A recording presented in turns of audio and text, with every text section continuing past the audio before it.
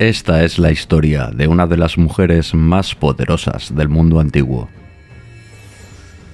Zenobia fue la señora de la rica y próspera ciudad de Palmira, una villa que poco a poco fue creciendo comercial y militarmente bajo el amparo de Roma, hasta convertirse en el principal dique de contención en su frontera con el poderoso imperio persa. Palmira prosperó, y Zenobia se erigió en Augusta de Oriente, todo un monumental desafío al acosado y frágil imperio occidental. Roma se encontraba hostigada en todas sus fronteras. La rebelión de Palmira supuso la pérdida momentánea de importantes regiones como Egipto, Siria y Anatolia. Zenobia retó al inestable imperio hegemónico, inmerso en el periodo conocido como anarquía militar. En cada rincón se proclamaba un nuevo Augusto secundado por sus fieles legiones. Una situación que Zenobia aprovechó, intentando revivir los gloriosos tiempos donde todo Oriente convivió bajo el manto de la cultura helenística. Pero como siempre, nos debemos situar en contexto.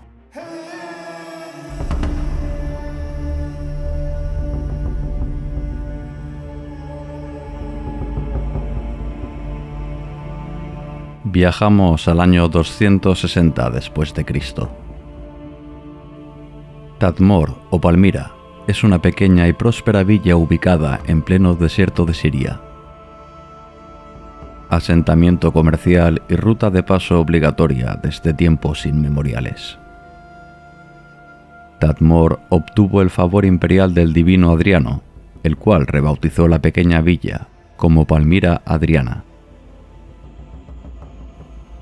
La ciudad creció y se convirtió en un baluarte romano contra los pertinaces y belicosos persas, en aquel entonces reinados por Sapor I.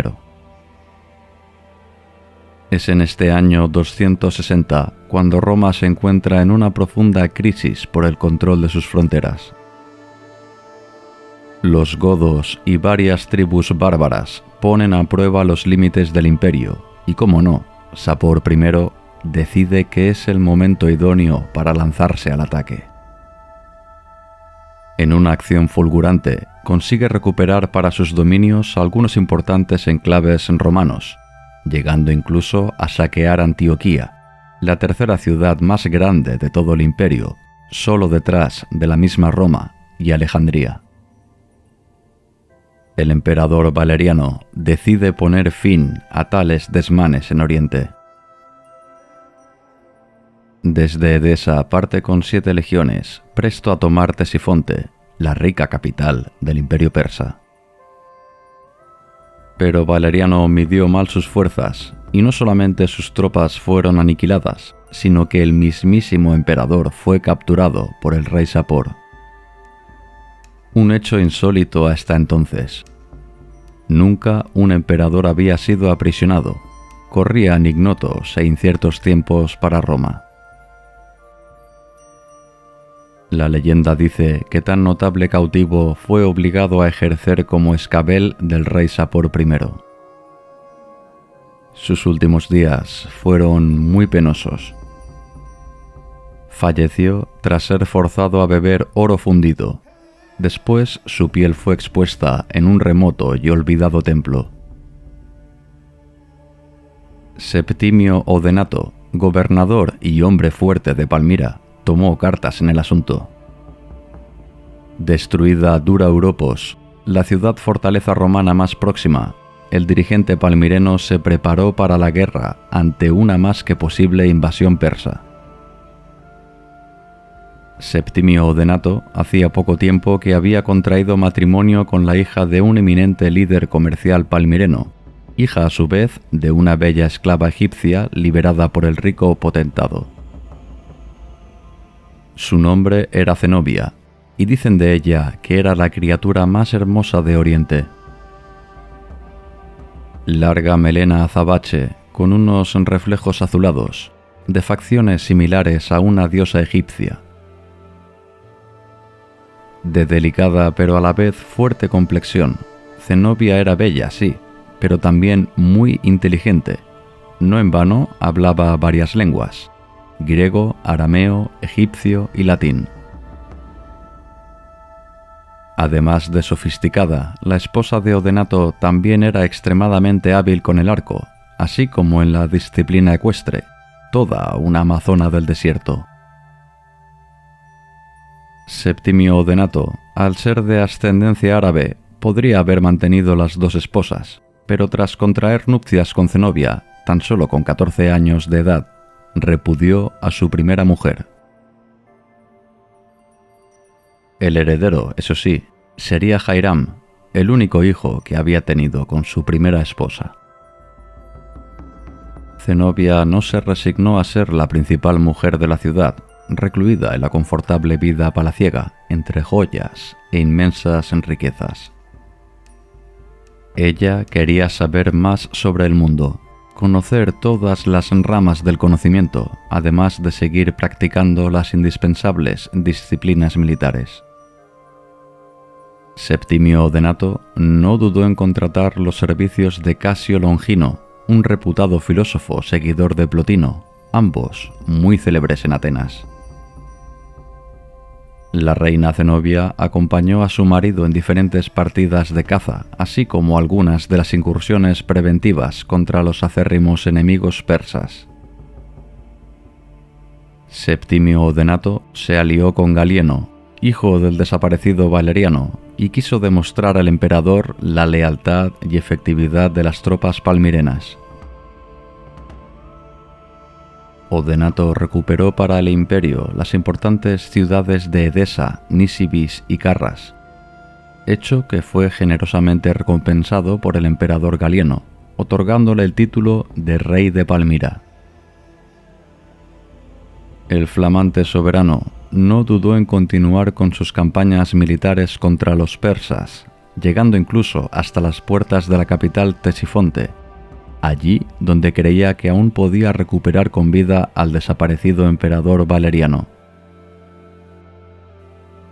En una de sus muchas refriegas con los persas, Odenato incluso estuvo a punto de capturar al rey Sapor I, que a cambio de abandonar su ingente tesoro Yarén, finalmente pudo refugiarse tras las inexpugnables murallas de su capital.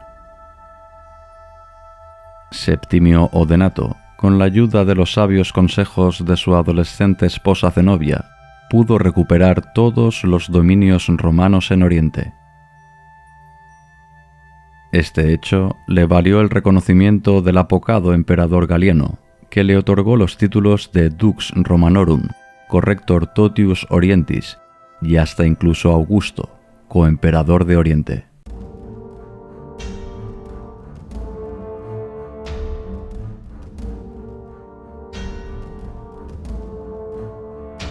Zenobia aún no llegaba a los 20 años de edad y ya era considerada de facto como emperatriz y Augusta de Oriente. La feliz pareja procreó y casi cada año la Augusta Palmirena trajo hijos a este mundo. Herniano, Timolao y Babalato fueron las tres hermosas criaturas destinadas a ser importantes hombres de gobierno en la cada vez más fuerte y próspera ciudad de Palmira. Pero el trono estaba reservado para Jairam, un muchacho de similar edad a su madrastra. Durante estos años, Palmira se reforzó militarmente. Fueron construidas unas magníficas murallas y se contrataron veteranos militares de todas las partes del imperio. Gracias a los triunfos contra los persas y la inestable situación de Antioquía, la ciudad de las palmeras prosperó como nunca y se convirtió en uno de los puntos clave en la ancestral ruta de la seda. Septimio Odenato contaba con la eficaz ayuda militar de Zabdas, un veterano e intachable militar que poco a poco ascendió hasta el rango de general. Las otras figuras importantes de su reino, además de Zenobia, era su propio hijo heredero Jairam y su primo Meonio. Con estos dos últimos, el Augusto partió hacia Anatolia en el año 266. Como gobernador de Oriente, debía asegurar las fronteras del vasto imperio romano. En aquella región se había registrado una entrada de los érulos, aquellos bárbaros venidos desde la parte más septentrional del continente europeo. Un imponente pero irregular ejército érulo saqueaba a placer las costas de Bitinia y el Ponto, así que Septimio Odenato marchó allí con la potestad de dirigir y disponer de cuantas legiones requiriese. Zenobia y Zabdas se quedaron a cargo de la rica ciudad de Palmira, pero pasados unos meses llegaron a la corte unas funestas noticias.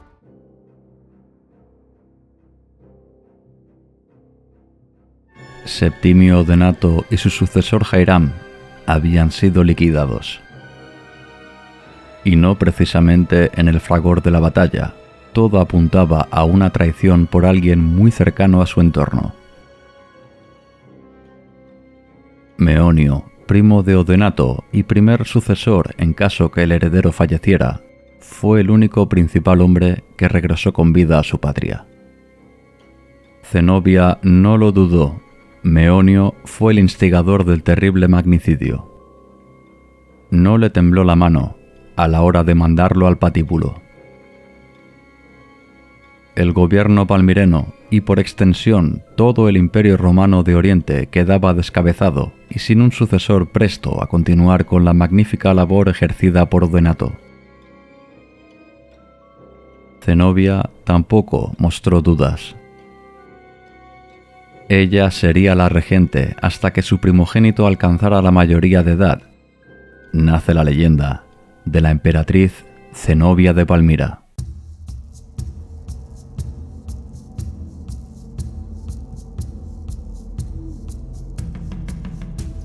Los primeros meses de gobierno fueron calmos y sin grandes sobresaltos.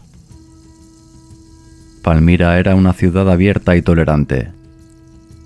Apenas se registraban tumultos o enfrentamientos religiosos.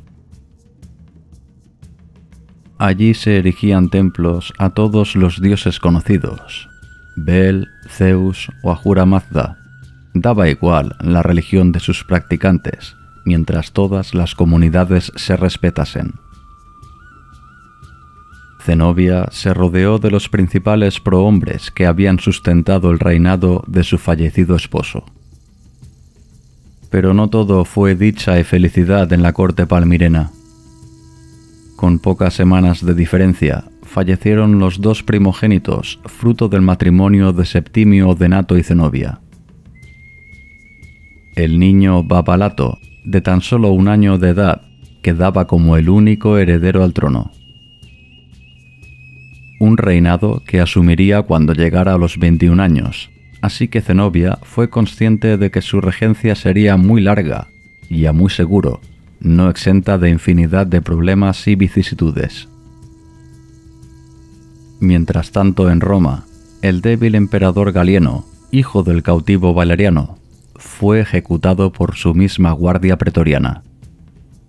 No era momento para pusilánimes en Roma. Marco Aurelio Claudio asumió la toga púrpura y reprimió duramente a los pueblos invasores que amenazaban las fronteras del imperio. Oriente estaba relativamente pacificado, todo gracias al buen liderazgo de Septimio Odenato, así que desde Occidente no fue mal visto el ascenso al trono de Zenobia, aunque desde algunos mentideros se aseguraba que ella misma fue la instigadora del asesinato de su esposo. Roma ya no garantizaba la seguridad de todos los ciudadanos que habitaban en su vasto imperio.